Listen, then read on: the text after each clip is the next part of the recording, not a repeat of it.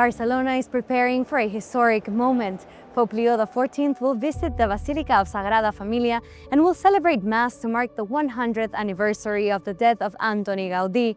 He will become the third pontiff to enter the Basilica. Sagrada Família is one of the most famous landmarks in Spain.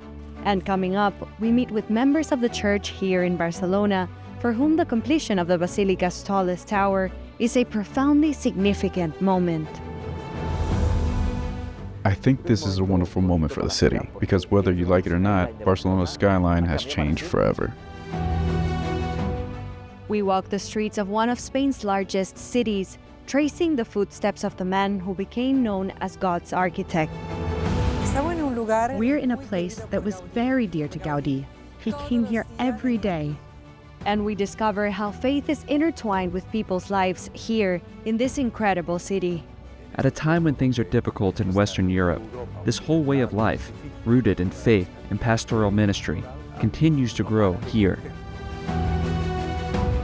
This is Sagrada Família, bridging heaven and earth.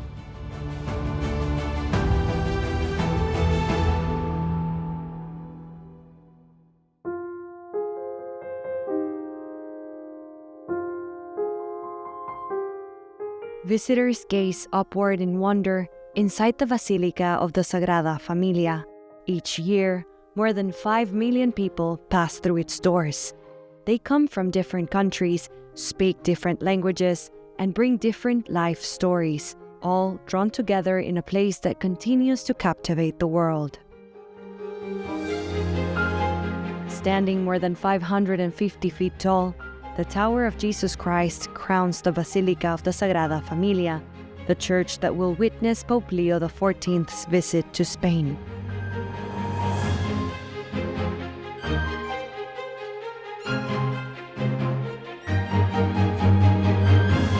The pontiff's visit to the Sagrada Família is no coincidence.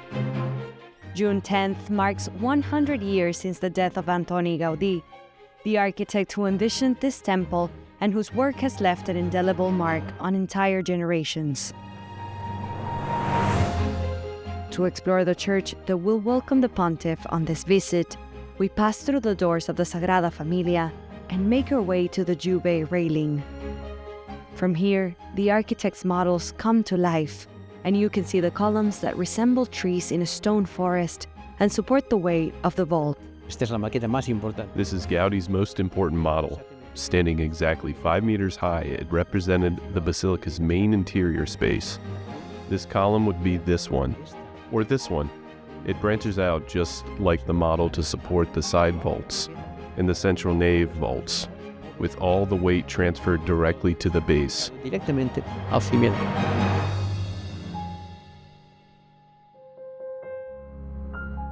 Jordi Faulí has been the architect in charge of the temple's construction since 2012 and is now leading the final phase.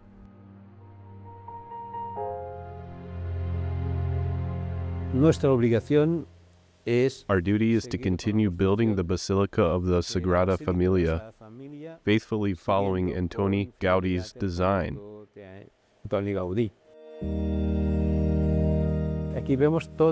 Here we see the entire church, the interior of the Basilica. This new church that Gaudi envisioned for the future, where a series of slanted tree-like columns rise upward to receive the light streaming in through the vaults and all the windows. Because the structure is integrated into the interior, specifically into the interior columns, it allows maximum light to enter through the large windows, as well as through the 300 skylights in the vaults. All of this is designed to draw our gaze upward, toward God. What is so special about Antoni Gaudí's architecture? The Sagrada Família is the first and foremost an expression of Christian faith. Every element of the Sagrada Família is an expression of faith. Each part has its own symbolism and theological significance. And Gaudi wanted those who saw the Sagrada Família to understand the Christian faith, to deepen their relationship with God, and to feel welcomed and loved by God. Gaudi was searching for beauty. He wanted beauty to touch the hearts of all those who entered, regardless of their beliefs. And surely the interior and exterior have an impact on everyone in one way or another.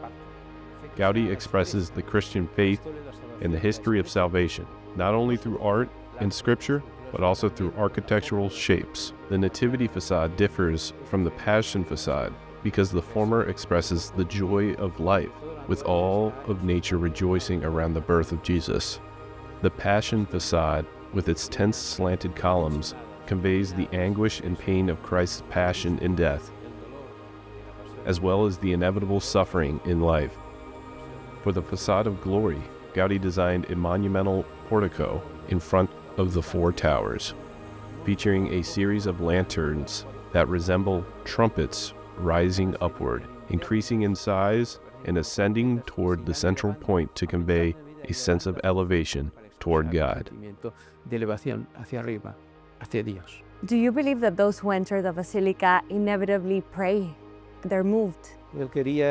He wanted to move people, to move them as they viewed the facades, entering the interior and seeing these tree-like structures rising upward into the space of the Eucharistic celebration, and for all this beauty to touch everyone's heart so that they might reflect on the life of Christ and reflect on their own lives. And for this, to lead them to feel loved, welcomed, and willing to love others. Just imagine that Gaudi spent his last 12 or 14 years working exclusively on the Sagrada Família, living in poverty, looking towards the future with hope and faith, designing the Sagrada Família that would be built after his death. And one day, the Sagrada Família will be completed. That day will come.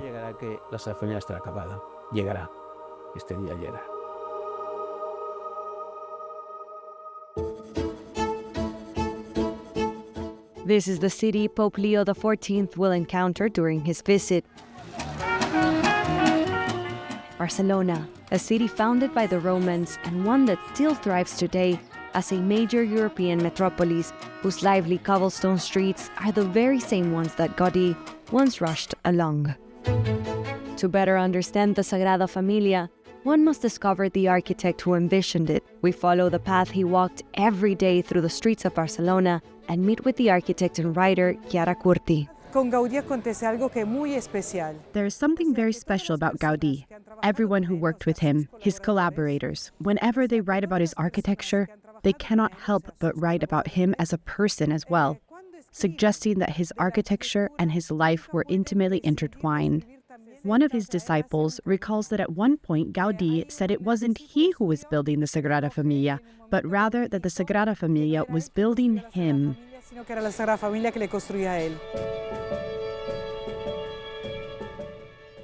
As a child, Antoni Gaudí suffered from a serious illness that made it difficult to walk. He spent many years at Mas de la Calderera, a family country house where one could witness the power of nature in its purest form. We know that he couldn't play sports because of his illness, but he never saw this as a negative thing. Rather, he saw it as an opportunity to develop a deeper appreciation of nature. He called it attentive observation.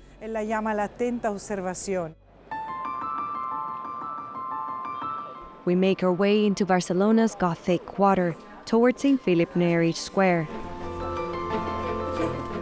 Surrounded by Renaissance buildings, a school, and a Baroque church that witnessed the Spanish Civil War. On the walls of the church, you can still see the impact marks from the shells fired during an attack in 1938. This small square, where today children leave school and tourists rest by the fountain, is one of the last neighborhoods Gaudí walked through before the tragic accident that took his life in June 1926.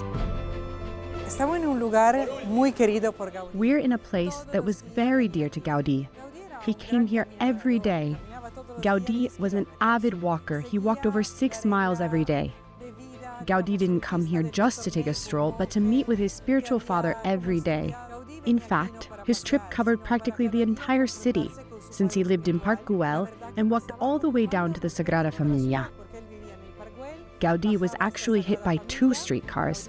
In fact, as he swerved to avoid one, he fell under a second one coming from the opposite direction as he was leaving St. Philip Neri Church on his way to the Sagrada Família. Dirigiéndose a la Sagrada Família. Gaudi did not survive the accident and passed away at the age of 73.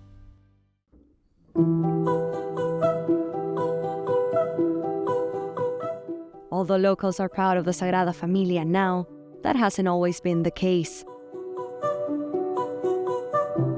Few people today are still alive to bear witness to the history and the obstacles this iconic site has faced. Father Lluís Bonet is 94 years old and has spent most of his life at the basilica.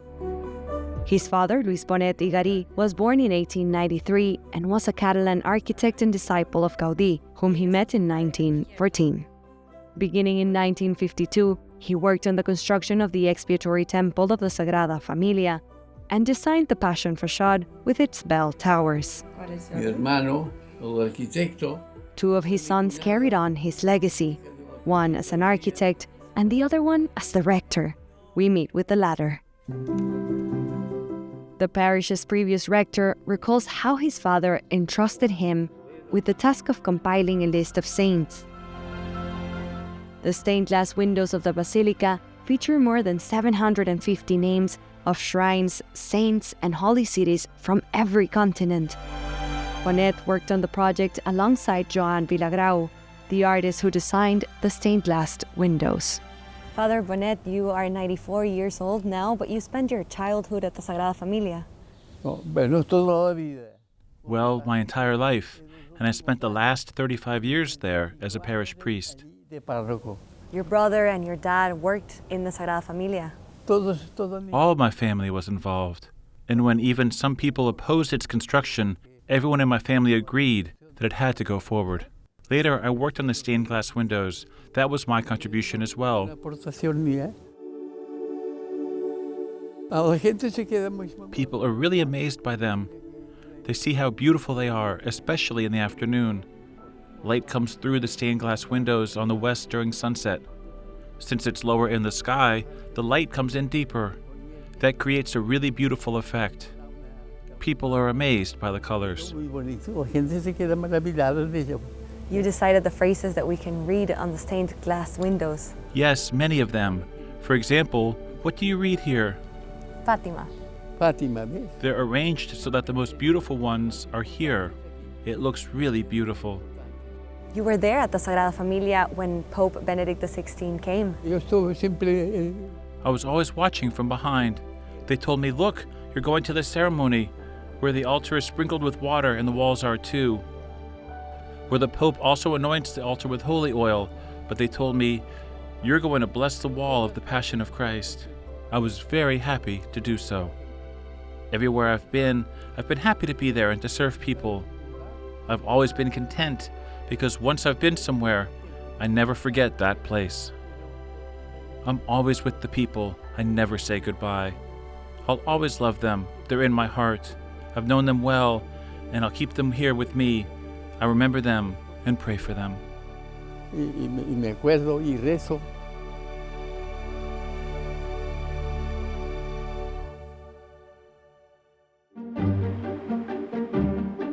Faith in Barcelona is not only found in its magnificent basilica, but also in the parishes of its busiest neighborhoods, like this one. We visited the parish of San Miguel de Sants in the Sants Montjuïc district to get a sense of the local church and spoke with a parish priest who leads a youth group.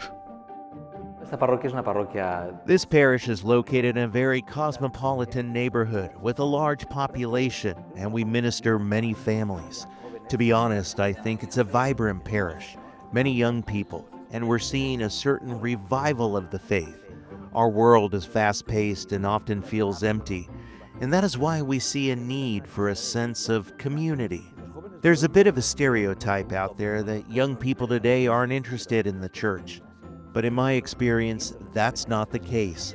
I mean, I've seen hundreds of young people come to church with lots of questions, searching for something they can't find. Most of the people who come to church today are those who have searched the world and haven't found what they're looking for.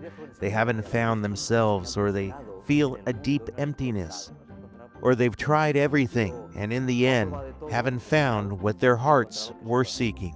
So what I've observed is that today in the Church of Barcelona, there are many young people whose parents don't go to church, whereas they do. So there's a real challenge here. It's a young church, but we'd say it's a minority in terms of the number of young people there. But when these young people discover the faith, they become very apostolic in their social circles, at college and at work.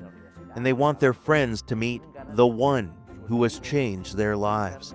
I think it's a very hopeful time for the church in Barcelona.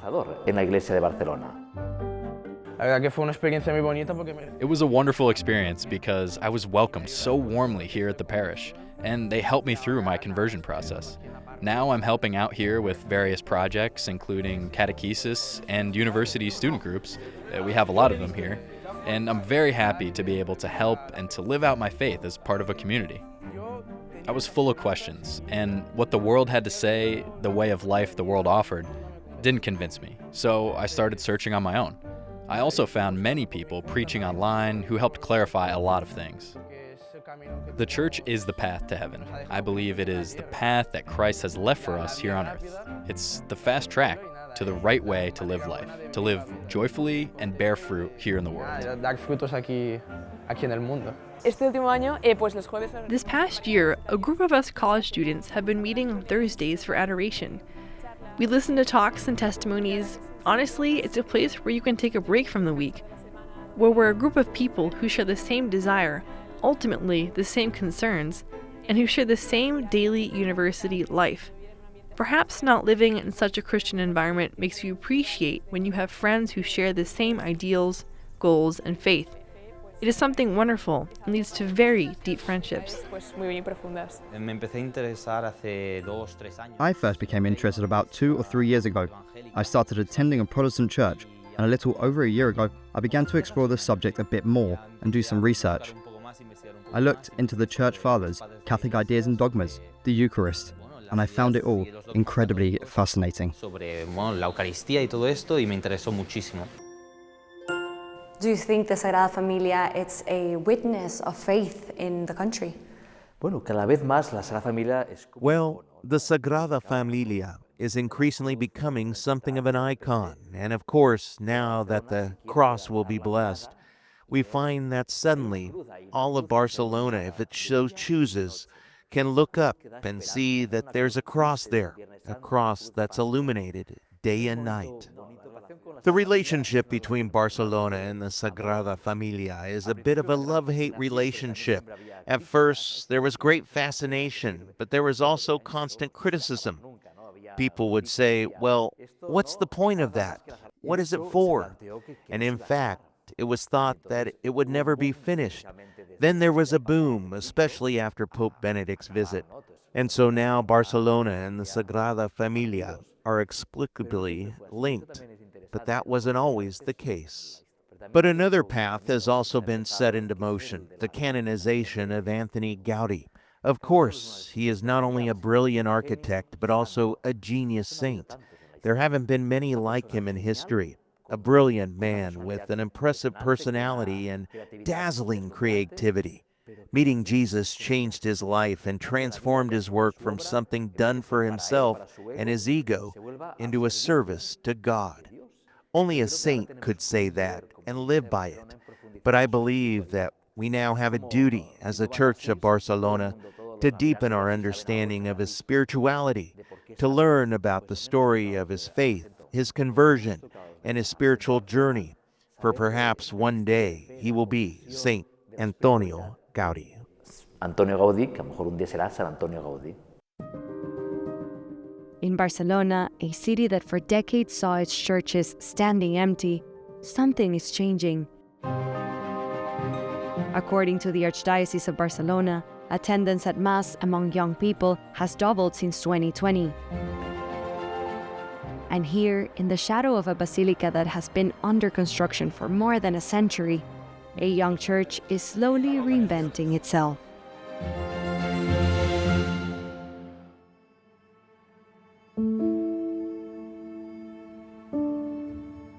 we return to the Sagrada Familia to discover its most sacred space.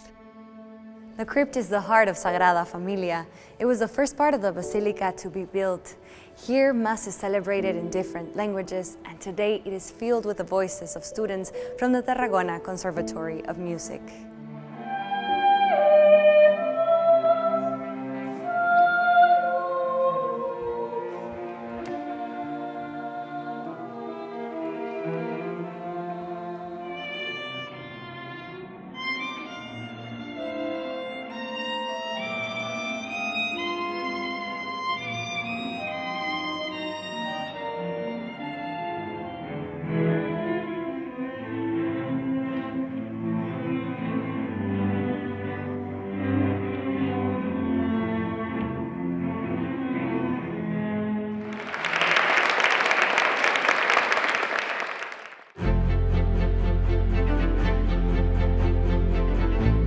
In the crypt, we meet with the rector of the basilica, who is also the parish priest of this church.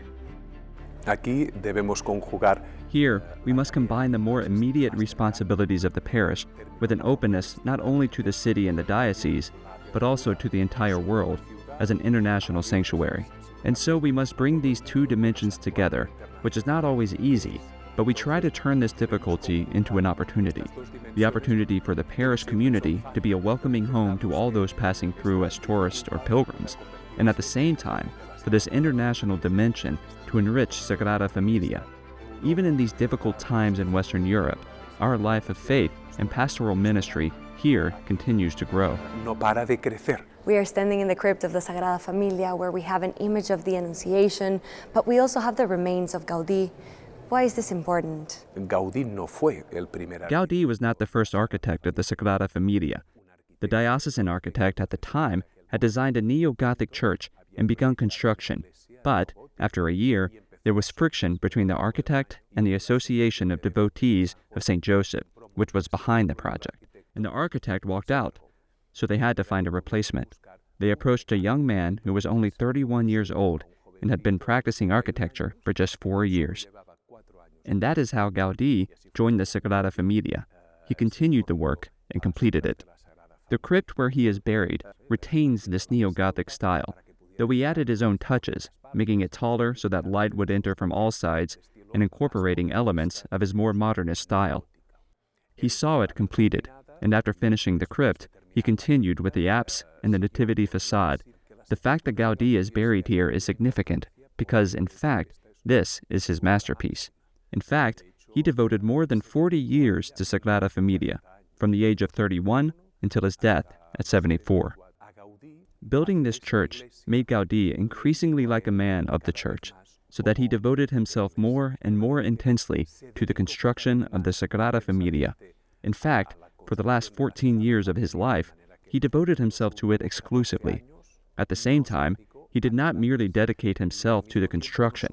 Rather, the process itself transformed him into a man who lived his faith with greater intensity. Pope Leo XIV will visit the Sagrada Familia. What impact do you think this will have, not only in the parish life, but in whole Barcelona? We believe that Pope Leo's visit to Barcelona to bless the Tower of Jesus Christ at the top of the Sagrada Familia, which makes it the tallest church in the world, represents a sense of continuity. Following Pope Benedict XVI's visit to consecrate it, Pope Benedict understood that the Sagrada Familia was a masterpiece, a work of art embodying what has traditionally been called the path of beauty leading to God. And indeed, this is what we experience. It is one of the great miracles we witness every day.